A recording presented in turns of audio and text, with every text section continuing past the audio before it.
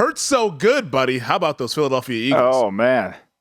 Man, I'm going to tell you what, when I come into my office, I drive by about 50 Eagle flags typically. Now it's up to 100 here in the city of Ocean City. I mean, look, Eagle fever is spreading madly. I mean, and give it credit. I mean, look, I've said this all offseason. They've done a nice job of building the team around the uncertainty at quarterback. And if the quarterback plays like he did Monday night, 5 incomplete passes, had an interception really off of a tip ball, and plays within himself like that, I mean, they're a hard team to play. They really are. I mean, it's hard to defend their run game. It's hard to defend that. It's the Oklahoma, I mean, the way they use him in the running game. I mean, the guy's got 28 carries already, Femi. Mm-hmm. The leading rusher is Sanders. He's got 30. So, he's part of the offense. He's another player to defend in 2 dimensions, right? Run and pass. It's a little bit like Josh Allen. It really is a little bit like Josh Allen. And it was interesting Monday night. We saw the 2 of them. Allen didn't run, but Hurts did. And both of them are throwing at a high percentage completion. And then, Hurts is averaging 9.1 yards per attempt throwing it down the field. That's significant.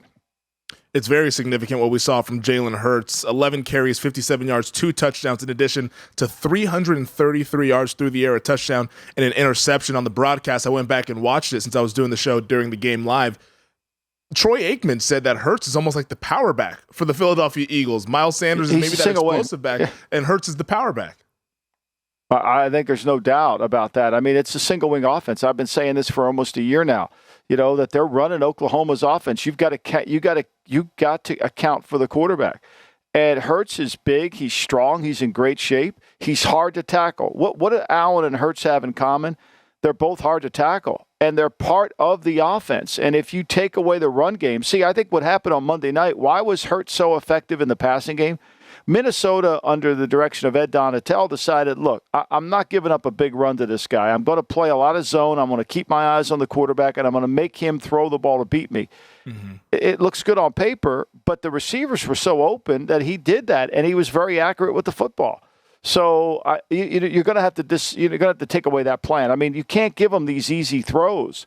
You're going to have to speed him up. You're going to have to make him throw the ball in the tight windows and risk him running with the football, because he does that so well. Once he sees an opening, he's gone. There's no hesitation. Well, isn't that the dilemma there of defending this Eagles offense with Jalen Hurts, is that you're going to have to give up some of those QB runs that could be backbreaking? We saw it in the Detroit game week 1. How many third down conversions did Hurts make with his legs there? Are you comfortable as a defensive staff giving that up against this team? Well, I mean, if you don't understand how to rush the passer the right way, everything about offensive football when it comes to the passing game is about how you control the pass rush. It's really about that. And that's why the defensive coordinator spends more time with the secondary. To me, the defensive coordinator should spend more time with the D-line coach. Like, how are we orchestrating this rush? Because if you're going to stop Hurts or you're going to stop Kyler Murray, it's about the orchestration of the rush. As you go back to last year when Seattle beat Murray at the end of the year, or when the Rams dominated them in a playoff game, it was all about how they rushed. You want Hurts to run to his left. You want to pin him to the left. You want to move him that direction. So you've got to be able to do that. You got to have guys fresh because they're running a lot, right? These defensive linemen, they've got to be able to run, and so you got to rotate them through. But the way to handle him is through the rush. It's not through, we're gonna do this and that and mix it up like Todd Bowles did in that playoff game.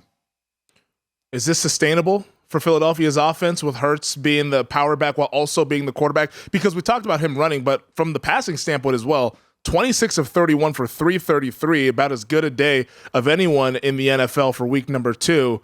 Do you think that part of this is sustainable?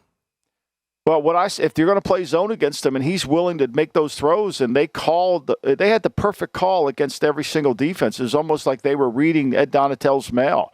And, and this offensive line's good enough to give him protection, which he needs. He needs that extra half second to see it, right? He does, and that's all going to come down to that. You're going to have to.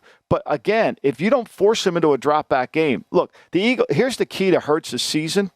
Nobody would understand this, but the key to his season has been the 41 points they've scored in the second quarter, right? So they've scored 48 points at halftime.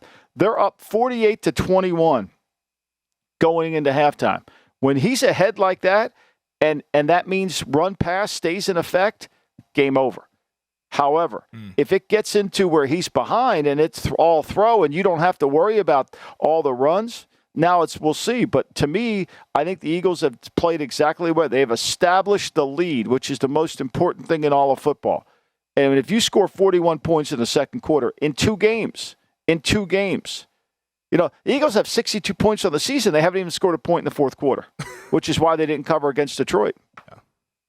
This Eagles team, to me, it's a little reminiscent to what we saw in 2019 with the Baltimore Ravens, that team, Lamar Jackson's first year as a starter, and how they would get up to those big leads and then just railroad teams off the field because, like you mentioned, the run-pass element was always a part of their offense there.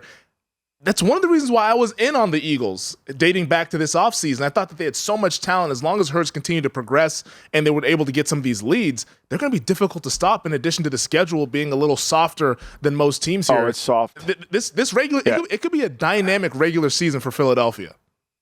I think it will be, and I've said it all along. They were not that the Utah Jazz are the same Utah Jazz that we know, but they are the Utah Jazz, where Gobert is dominating defensive player, Donovan Mitchell. They had all those pieces. They were just destroying people. When they got into the playoffs, it became a harder game to play.